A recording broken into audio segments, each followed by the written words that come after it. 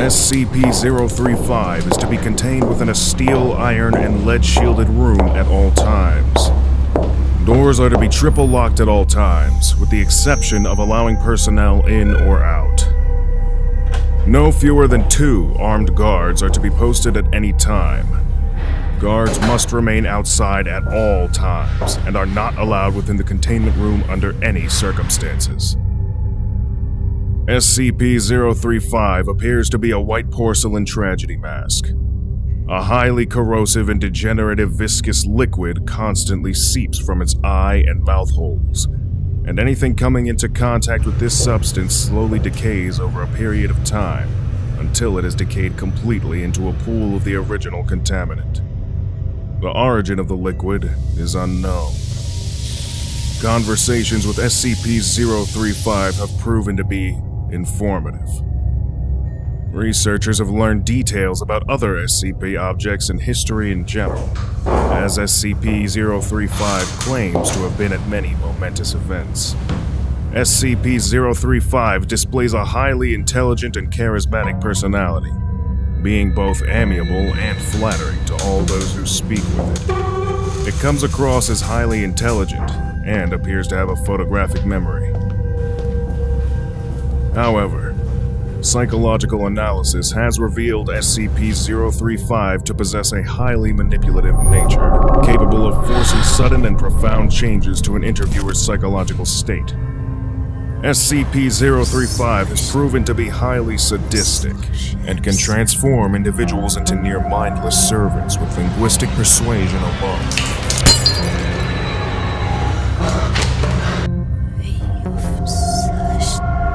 SCP-035 has stated that it has intimate knowledge of the workings of the human mind, and implied that it could change anyone's views if given enough time. SCP-035 appears to be a white porcelain comedy mask, although at times, it will change to tragedy.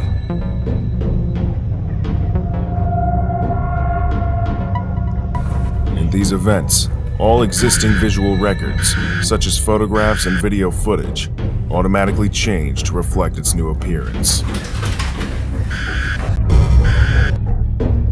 Subjects within 1.5 to 2 meters of SCP-035, or in visual contact with it, experience a strong urge to put it on.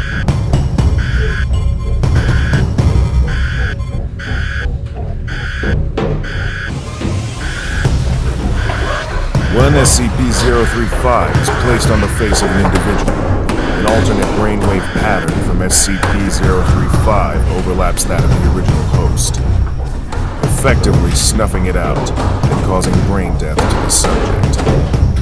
The bodies of possessed subjects decay at a highly accelerated rate, eventually becoming little more than mummified corpses. Nevertheless, SCP-035 has demonstrated the ability to remain in cognitive control of a body experiencing severe structural damage,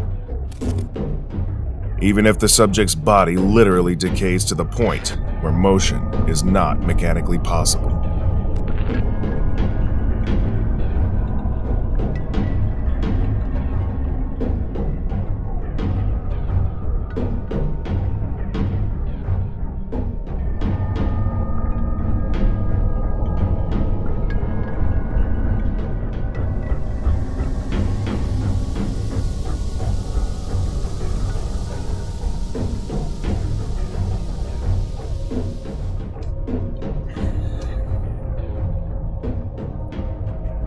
SCP-035 is to be kept within a hermetically sealed glass case, no fewer than 10 centimeters thick. A trained psychologist is to remain on site at all times, and research personnel are not to touch SCP-035 at any time.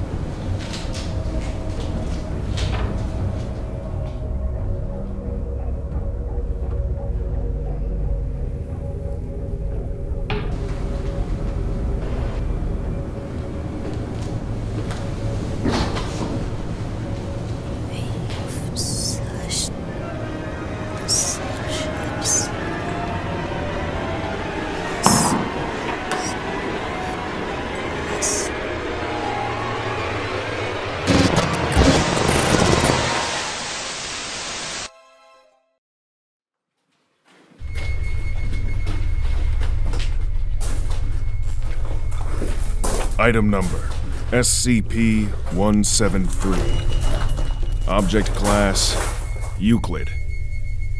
Special containment procedures. Item SCP-173 is to be kept in a locked container at all times.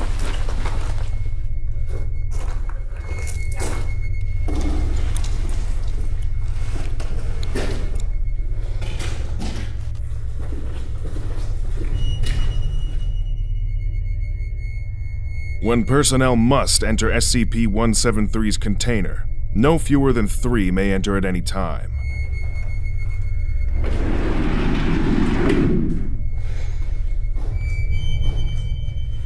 And the doors to be relocked behind them.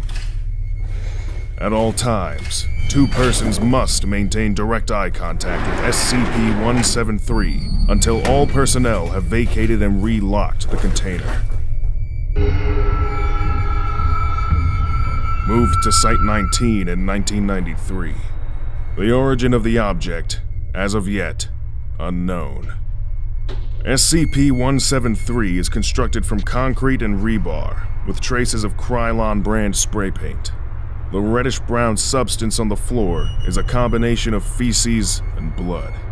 Origin of these materials is unknown.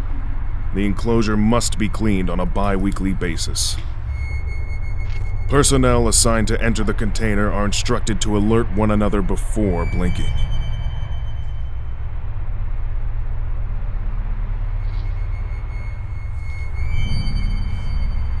Line of sight must not be broken at any time with SCP-173. The object cannot move while within a direct line of sight, because SCP-173 is animate and extremely hostile.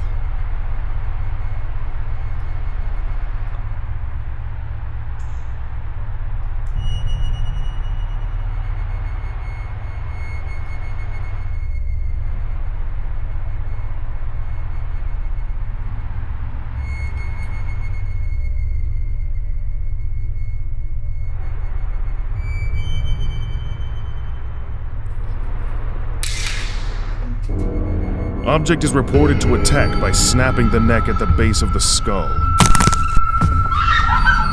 or by strangulation.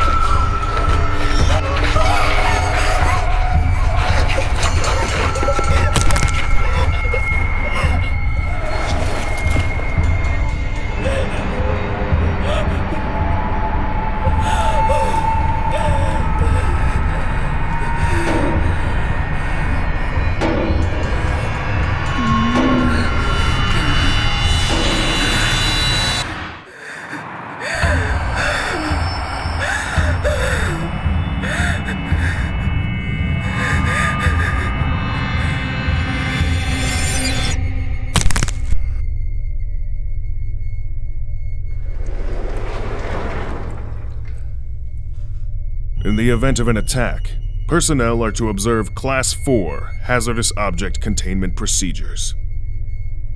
Personnel report sounds of scraping stone originating from within the container when no one is present inside. This is considered normal, and any change in this behavior should be reported to the acting HMCL supervisor on duty.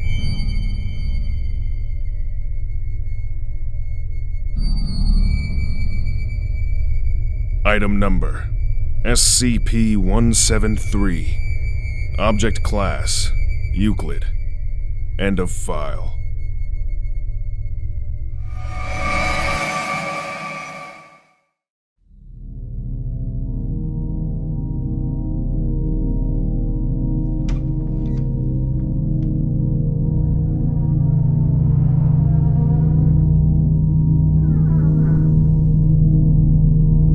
The whereabouts of SCP-1048 are currently unknown, though it is still believed to be somewhere in Site-24. Subject is to be secured for containment, but any creation of SCP-1048s should be destroyed on sight, unless further evidence warrants less extreme actions.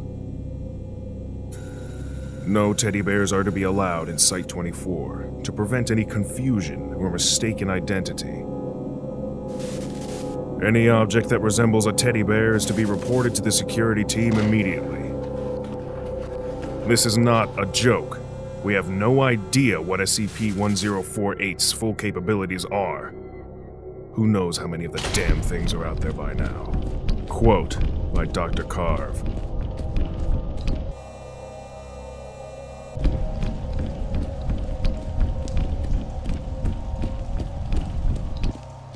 SCP-1048 is a small teddy bear, approximately 33 centimeters in height. Through testing, composition of the subject revealed no unusual qualities that make it discernible from a non-sapient teddy bear.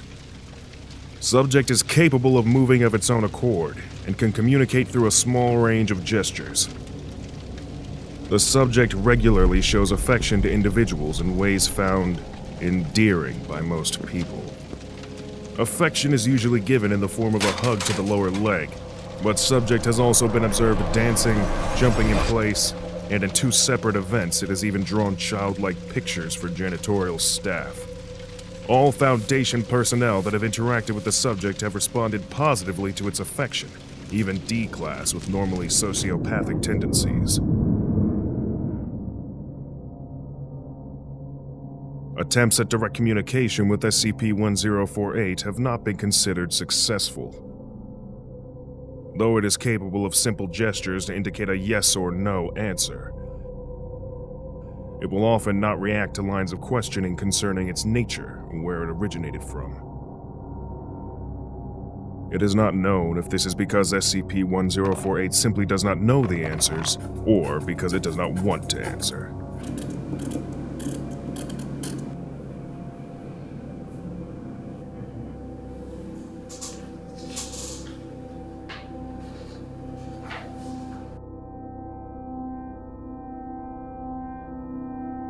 Though capable of drawing pictures, it has not used its art as a form of communication beyond showing affection, even when encouraged to do so.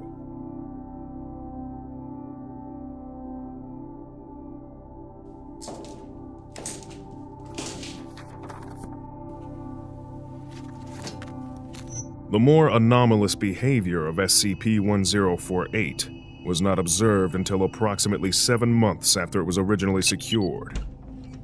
It is hypothesized that the subject is able to construct crude replicas of itself using various materials, by a process that has yet to be observed directly by Foundation staff. Dr. Carver has suggested that SCP-1048 uses its endearing qualities to lull those around it into a false sense of security, allowing it to collect materials to produce these creations.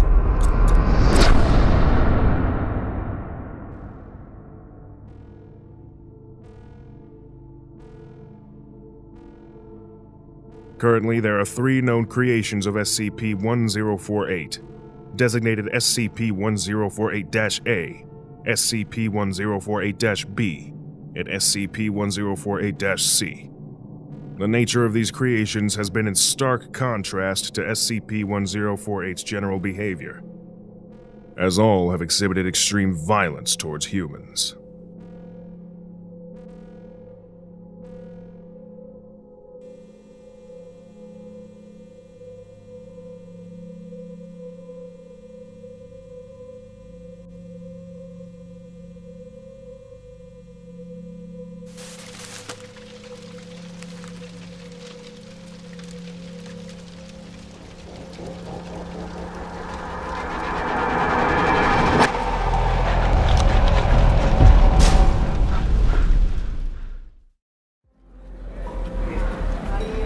It's a warm, late summer evening.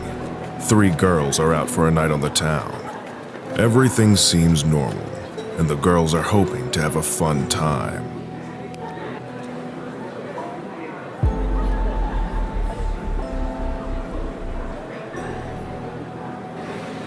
But little do they know that someone or something is lurking in the shadows, watching, waiting.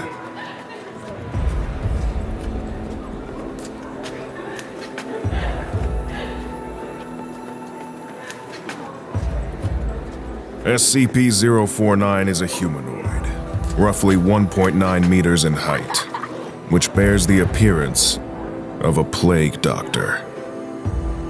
While SCP-049 appears to be wearing the thick robes and mask indicative of that profession, the garments instead seem to have grown out of SCP-049's body over time, and are now nearly indistinguishable from whatever form is beneath them. SCP-049 will become hostile with individuals it sees as being affected by the pestilence, often having to be restrained should it encounter such. If left unchecked, SCP-049 will generally attempt to kill any such individual.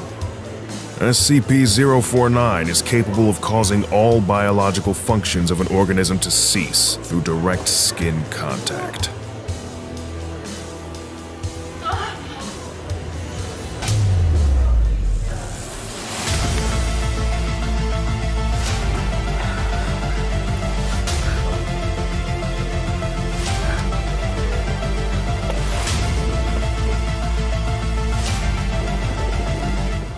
SCP-049 has expressed frustration after these killings, indicating that they have done little to kill the pestilence, though it will usually seek to then perform a crude surgery on the corpse, using the implements contained within a black doctor's bag it carries at all times.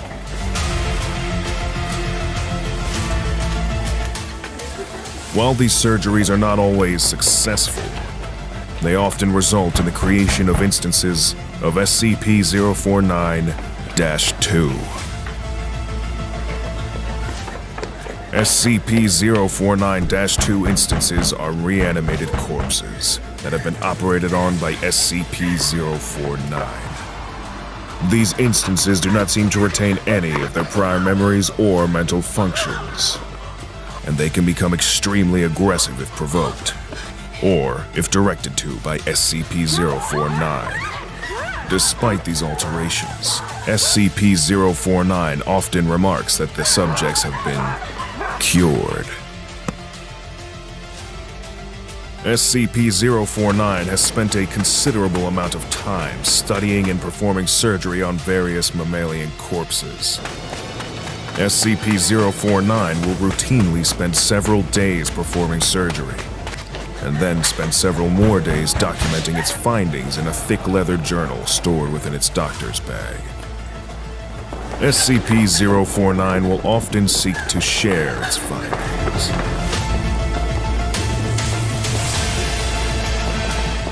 SCP-049 was discovered during the investigation of a series of unknown disappearances. During a raid on a local home, investigators found several instances of SCP-049-2, as well as SCP-049. While law enforcement personnel engaged the hostile 049-2 instances, SCP-049 was noted as watching the engagement and taking notes in its journal. After all of the 049-2 instances were dispatched, SCP-049 willingly entered Foundation custody.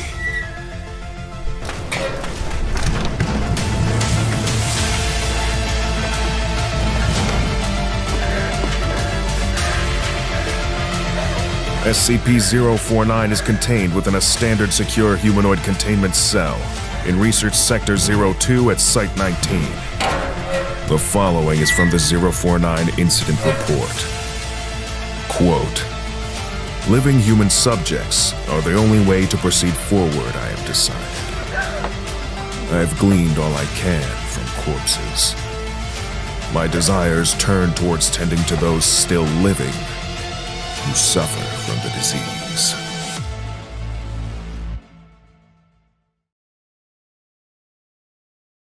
You've just woken up in the middle of a cornfield. You have no idea how you got here.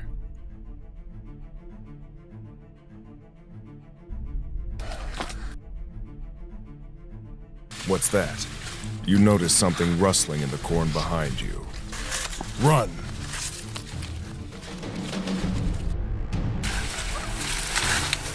It's right behind you. Don't look back. Just keep going.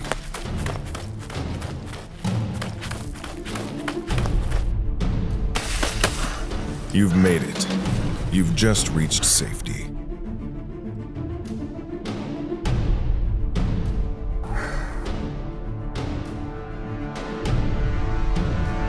Or did you?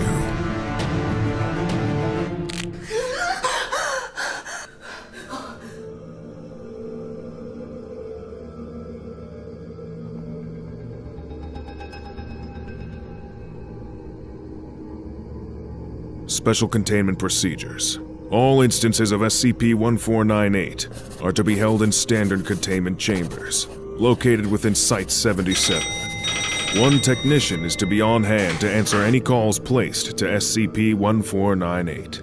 Transcripts of all calls must be placed in Site-77's non-anomalous records archive. Any persons found to have interacted with SCP-1498 are to be quarantined for 2 months, or until they show any signs of SCP-1498. Subjects showing signs of exposure are to be contained as an instance of SCP-1498-1, which require the same accommodation as instances of SCP-1498. SCP-1498 is a collection of 30 autonomous bundles of phone cords and handsets, assembled in such a way that they resemble sheep. Instances of SCP-1498 are fully ambulatory and will wander their containment chambers aimlessly. The words "Make your own custom dreamscapes with your friends at the Oniri Collective" are printed on each instance. If a sapient organism attempts to use one of the phone handsets present on SCP-1498, they will hear 3 rings, followed by a voice identifying themselves as an operator for the Oniri Collective. This voice will instruct the subject on various options they have for dreaming and make suggestions for enhanced dreaming experiences. Following the completion of this call, the subject will lose consciousness for 9 hours. When the subject regains consciousness, they will claim to have experienced the dream they ordered to any exact specifications they may have made.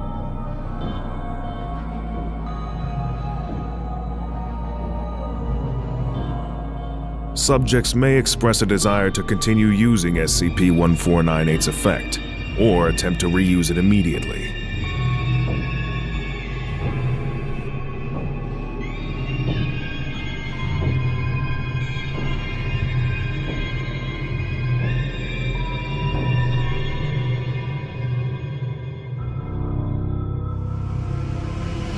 As subjects are repeatedly exposed to SCP-1498, they may begin to experience changes to their bodily and mental state.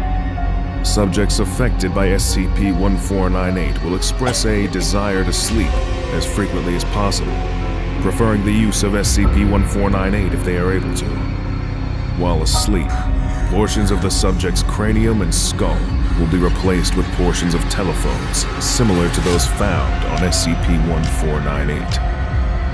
This has manifested in a variety of ways, including subjects coughing up telephones, with cords extending into their esophagus, telephone wires beginning to grow in place of hair, ringing devices found on rotary telephones within the subject's ears, which may begin ringing continuously, vocalizations being replaced with dial tones.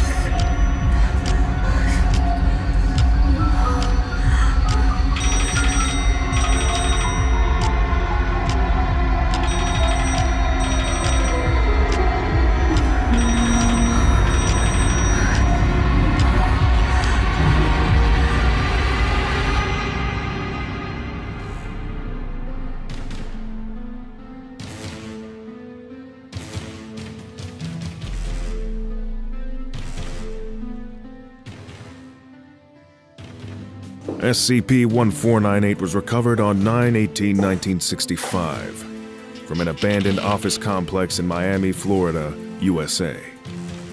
After reports of bizarre livestock reached local Foundation assets.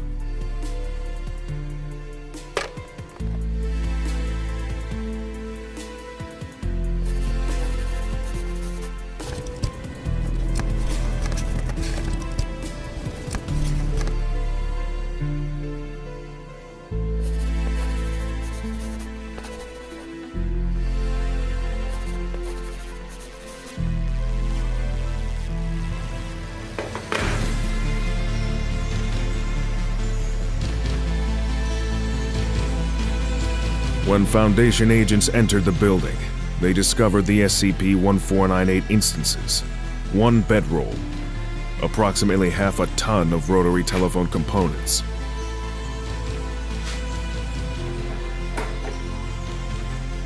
and 2 pints of Type AB blood in a glass jar.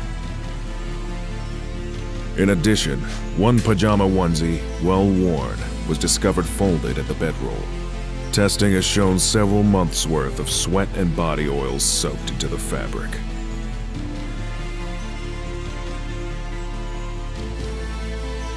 Eventually, a rotary phone will assemble itself on the subject's head, out of all the components that have been grown within and on their bodies.